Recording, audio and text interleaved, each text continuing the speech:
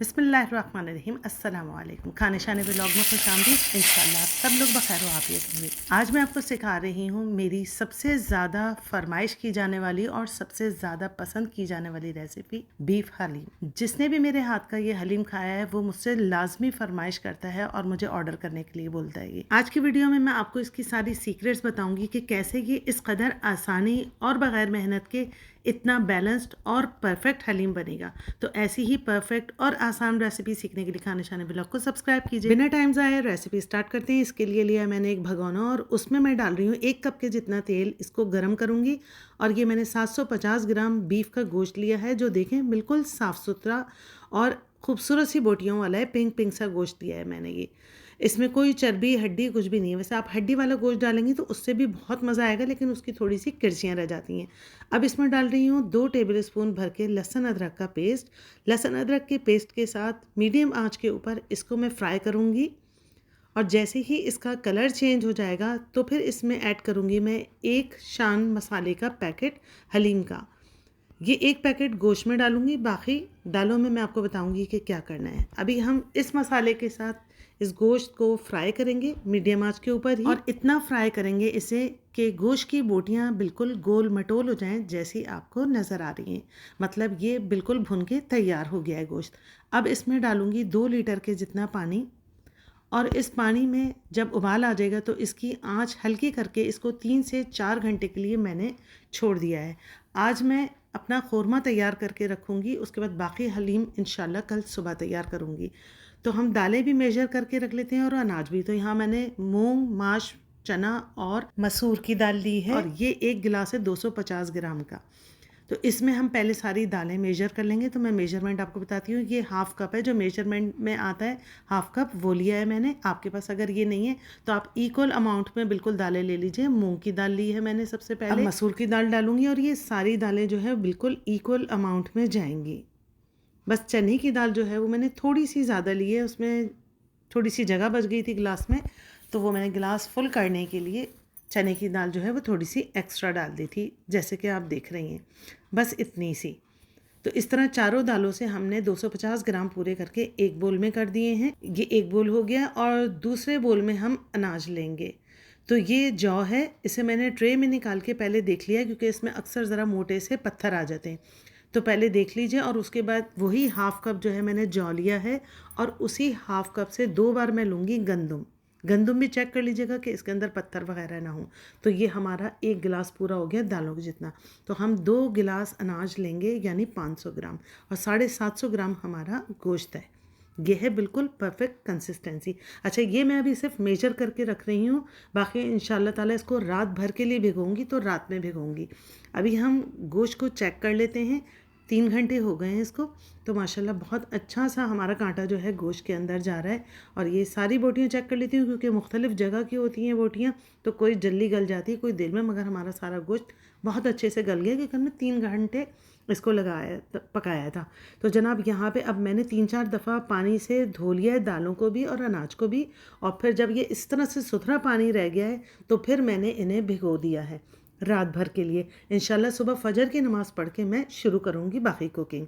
तो जनाब फ़जर की नमाज़ पढ़ ली है अल्हम्दुलिल्लाह, और अब हम स्टार्ट करते हैं बाकी कुकिंग का काम। तो सबसे पहले एक अलग बोल में मैं ये सारी बोटियां निकाल लूँगी, क्योंकि ये तो ठंडा हो चुका है, रात भर ये बाहर रहा है सर्दियों की वजह से, मैंने फ्रिज में नहीं रखा था। तो बस इस तरह बोटियां निकाल के अलग कर लेंगे। इसका मैं आपको बाद में आगे चल के बताऊँगी कि क्या करना है। इससे ज़्यादा ईजी हलीम अगर आपको कोई बता दे तो यकीन करें मैं हलीम बनाना छोड़ दूँगी। अब एक बड़ा भगोना लेंगे जिसमें फ़ाइनल हमको हलीम बनाना है। उसमें मैंने ये सारा शोरबा डाल दिया है, और दालें जो भिगोई थी वो पानी समेत डाल दी हैं। फिर ये अनाज भी मैं पानी समेत डाल दूँगी, क्योंकि हमने बिल्कुल साफ़ पानी कर लिया था। इसमें एक दफ़ा चमचा चलाएंगे। पानी ये कम है, अनाज और दालों के हिसाब से 4 गुना बढ़ जाती हैं। तो जो भगोना था मेरा, वो भगोना भर के मैंने और पानी डाल दिया, मतलब ये 4 लीटर पानी है। अब इसमें डाल रही हूँ 2 टेबल स्पून लाल मिर्च। ये दालों और अनाज के हिसाब से मसाले बता रही हूँ। कोरिएंडर पाउडर है, यानी धनिया पाउडर 2 टेबल स्पून। नमक डालेंगे 1.5 टेबल स्पून। आगे टेस्ट करके हम इसे एडजस्ट कर सकते हैं, इसलिए 1.5 टेबल स्पून डाल रही हूँ। हल्दी डालेंगे 1 टेबल स्पून। हल्दी की वजह से ये मेरी ऑर्गेनिक हल्दी है, आप शीशी पे नहीं जाइए, ये मैं घर में पीसती हूँ हल्दी सुखा के, वो मैंने आपको सिखाई हुई है, चैनल पे मौजूद है। अब डाला इसमें 2 टेबल स्पून भर के जिंजर गार्लिक पेस्ट। इन सबको मिक्स कर देंगे।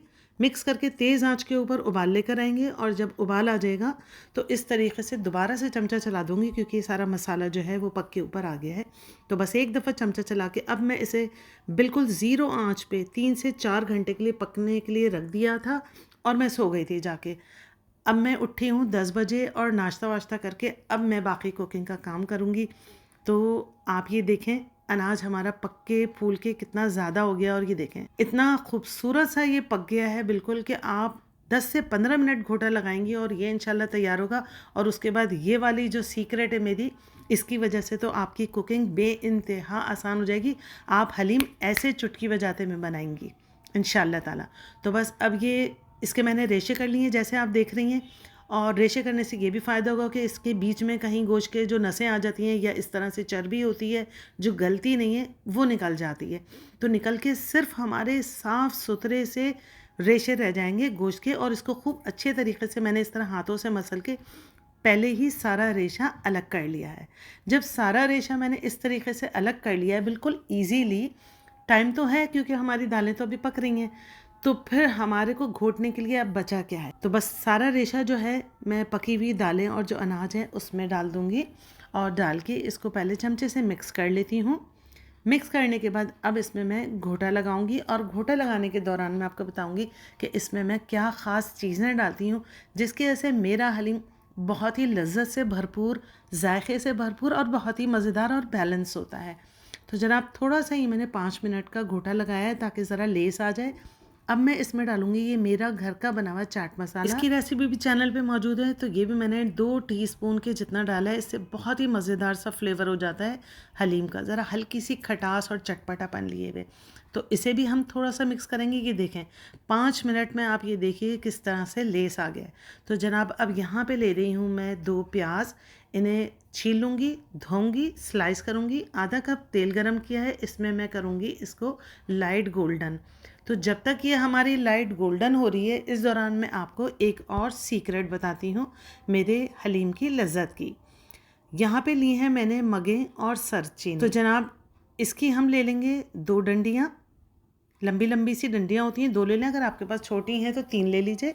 और ये 6 से 7 मैंने मगे लिए हैं, इनको कूट के बारीक कर लिया है मैंने। कूट के बारीक करके अब इन्हें मैं फ्राई करूँगी बिल्कुल एंड पे। जब ये देखें प्याज इस तरह की हो गई है गोल्डन, तो इसे थोड़ा सा चंद सेकंड के लिए मैं फ्राई करूँगी, जिससे ये बहुत ही सौंधी हो जाएगी। और अब ये सारी प्याज जो है जो अच्छे तरीके से हमारी गोल्डन हो गई है, इसको हलीम में ऐड कर दूंगी। आप खुद सोच रही होंगी कि क्या कमाल चीज़ बन रही है। पकाने वाले हैं उनको अच्छे तरीके से अंदाज़ा हो गया होगा कि ये क्या चीज़ बन रही है। आप देख कर हलीम भूल जाएंगे जब आप ये हलीम पकाएंगी, और जो खाएगा वो तो आपके हाथ ही चूम लेगा इंशाल्लाह ताला। बस अब थोड़ा सा मैं इसे मिक्स करूँगी, थोड़ा सा घोटूंगी, और अब यहाँ पे डाल रही हूँ 1 टीस्पून के जितना सौंधा सा मेरा घर का बना हुआ, खुद ही मैंने पीसा है ये गरम मसाला, ठीक है।